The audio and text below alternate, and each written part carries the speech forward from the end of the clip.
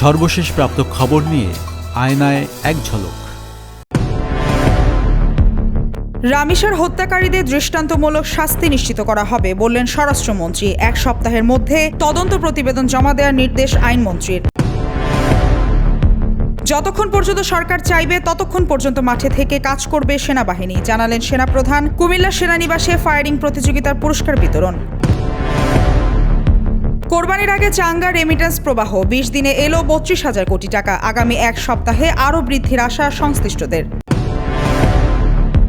সমৃদ্ধকৃত uranium ইরানেই থাকবে, মোস্তফা খামেনির নির্দেশ। Iran সফরে যাচ্ছেন পাকিস্তান সেনাপ্রধান। তামিমের বোর্ড বাতিল চেয়ে করা রিট কার্যতালিকা থেকে বাদ। নির্বাচন ঘিরে মিরপুর স্টেডিয়ামে নিরাপত্তা জোরদার।